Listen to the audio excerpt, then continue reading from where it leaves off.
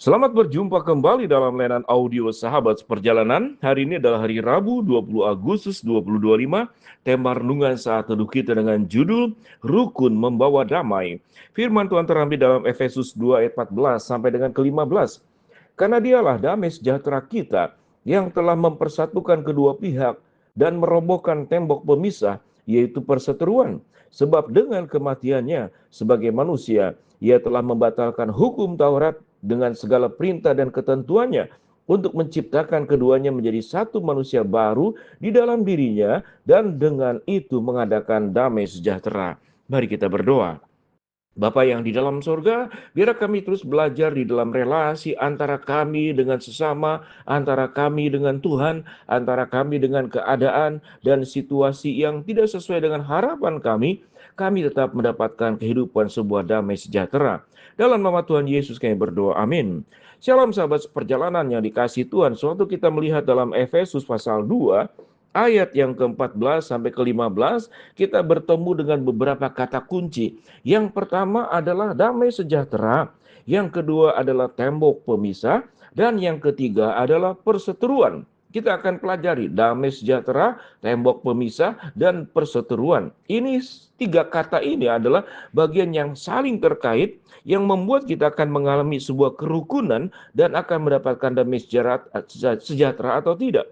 Sahabat seperjalanan, kalau kita berbicara kita tidak makan, itu akan lapar. Kita tidak minum, itu kita akan haus. Tatkala dingin kita tidak berpakaian tebal, maka kita akan kedinginan. Tatkala kita kepanasan, lalu kita tidak mendapatkan angin yang sejuk atau mandi dengan air yang sejuk, maka kita akan kepanasan. Sahabat seperjalanan, itu berbicara tentang sebuah problem hidup karena situasi dan karena alam. Tetapi yang lebih berat daripada situasi dan alam adalah relasi. Mengapa dikatakan relasi? Karena relasi yang membentuk sebuah tembok pemisah itu yang menimbulkan perseteruan, atau karena perseteruan lalu menciptakan tembok pemisah. Maka di sanalah kehidupan kita tidak akan mengalami yang namanya itu damai sejahtera. Sahabat seperjalanan, kita tahu dengan jelas sebuah kesengsaraan hidup manusia kalau kita hidup tidak ada teman, kalau kita hidup tidak ada sahabat, kalau kita hidup tidak ada penolong. Sehingga kita melihat bagaimana Allah menciptakan seluruh alam semesta. Adam diberikan semua yang terbaik dari alam, tetapi dia tidak mendapatkan apa yang disebut dengan penolong yang sepadan, sehingga Tuhan menciptakan Hawa untuk dirinya. Di dalam penciptaan saja kita bertemu bahwa salah satu hal yang sangat penting untuk sebuah kehidupan mengalami damai sejahtera adalah relasi yang baik, sebuah relasi yang mendalam, sebuah relasi yang dibangun dengan saling penuh pengertian, sebuah relasi yang dibangun dengan bisa menerima keadaannya masing-masing, tidak menghakimi, tidak menjelekkan, apalagi memburukkan seseorang dengan membincangkannya di belakang kita. Di depan kita kemudian nampak baik-baik saja, namun di belakang dia membicarakan kita tentang hal yang buruk. Itu adalah sikap munafik dan hipokrit. Dan itu tentu kita melihat ada satu kata bahwa pengkhianatan itu lebih kejam daripada pembunuhan. Artinya, kalau orang yang dibunuh itu kemudian sakitnya hanya pada saat dibunuh tersebut. Tetapi setelah mati dia tidak mengalami sakit. Tetapi kalau orang dikhianati, bayangkan, seumur hidupnya dia tidak mengalami kematian, tapi lebih kejam. Sepanjang hidupnya akan ada rasa sakit yang sangat luar biasa. Dengan melihat bagian ini, kemudian Tuhan berkata, damai sejahtera itu diberikan lewat Kristus yang sudah mati. Lalu firman Tuhan berkata, yang mengadakan damai sejahtera dan mempersekutukan kembali keduanya menjadi satu. Itu yang firman Tuhan katakan. Manusia sebab dengan kematiannya sebagai manusia ia telah membatalkan hukum Taurat dengan segala perintah dan ketentuannya untuk menciptakan keduanya menjadi satu manusia baru di dalam dirinya. Kalau kita berbicara tentang perseteruan dan menciptakan tembok pemisah, maka yang bergerak yang kemudian terjadi adalah antara manusia lama dan manusia lama. Manusia lama adalah gambaran keberdosaan. Tatkala keberdosaan itu dikedepankan oleh masing-masing pihak, maka yang terjadi adalah perseteruan dan menciptakan tembok pemisah. Semua ini bisa terjadi di dalam semua aspek kehidupan komunitas manapun. Di dalam keluarga, di dalam relasi dengan pasangan, bagi anak muda, relasi mungkin dengan pacar, di dalam pekerjaan, Ada orang yang berpindah pekerjaan padahal mendapatkan salary yang lebih rendah daripada yang sebelumnya. Kemudian saya tanya, mengapa engkau pindah bekerja padahal yang dulu itu lebih baik secara finansial? Tetapi dikatakan dia tidak mendapatkan damai sejahtera dari tempat pekerjaannya.